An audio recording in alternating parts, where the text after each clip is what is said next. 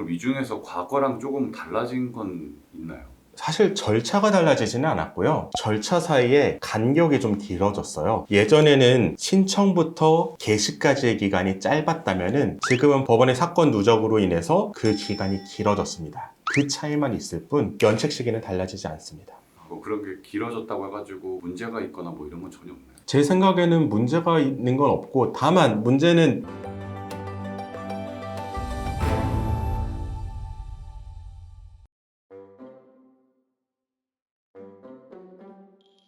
2025년 버전 네. 개인회생 절차는 좀 어떻게 해야 되나요?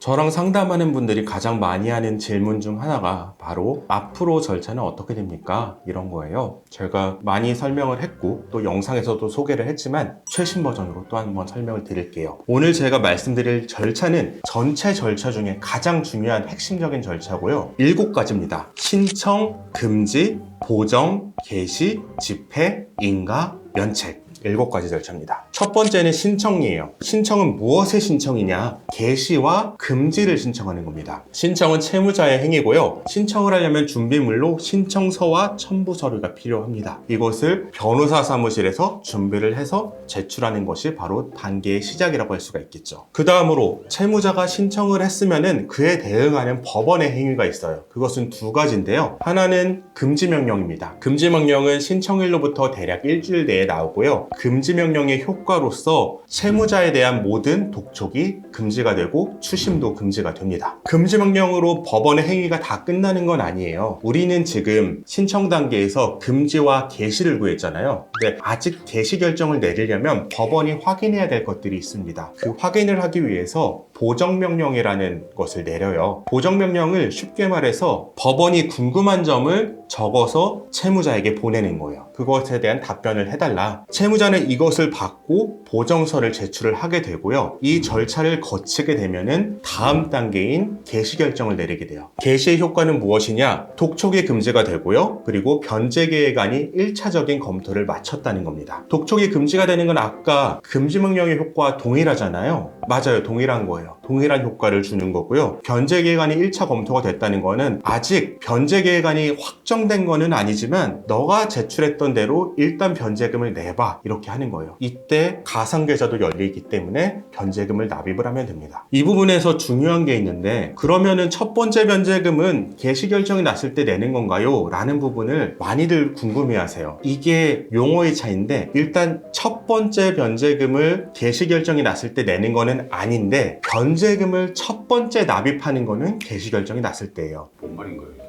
굉장히 헷갈리죠. 첫 번째 변제금을 개시결정 때 낸다는 말은 변제금 1회분을 개시결정 때 낸다는 말로 들려요, 저는. 근데 그건 아니라는 거예요. 변제금의 첫 번째가 아니라 내는 행위의 첫 번째다라는 의미입니다. 예를 들어서 변제금의 납부 의무라는 거는 신청일로부터 90일 뒤에 처음 생겨요. 개시결정이 운이 좋게 신청하고 90일 뒤에 딱 났어요. 그러면은 개시결정이 나자마자 첫 번째 변제금을 넣으면 됩니다. 그런데 대부분의 경우에는 개시결정이 늦게 나오죠. 예를 들어 90일 뒤가 아니라 120일 뒤에 났어요. 그러면은 개시 결정이 났을 때 변제금을 내야 되는데 그때 2달치를 한 번에 내야 되는 겁니다.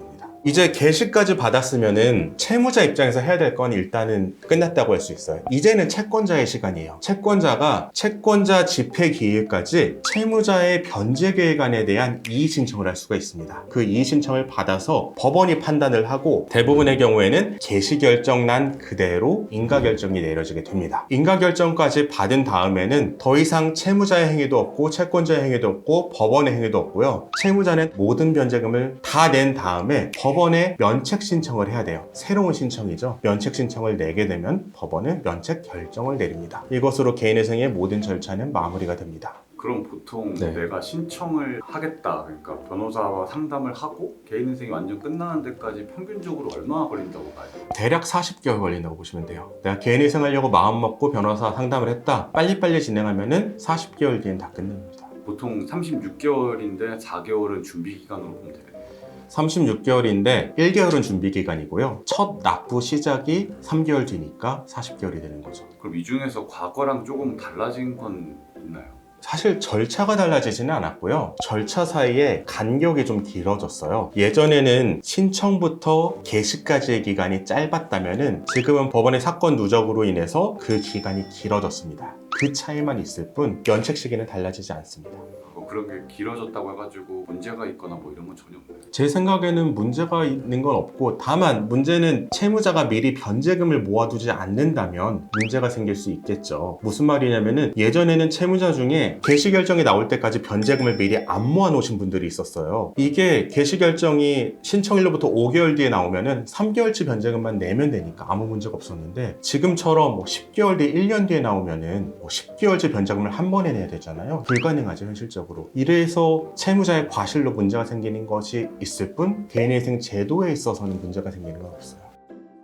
영상 끝까지 시청해주시고 구독과 좋아요, 알림 설정, 댓글 부탁드립니다. 댓글 남겨주신 분께 추첨을 통해서 이 책을 보내드리고 있으니 자세한 참여 방법은 고정 댓글을 참고해주세요.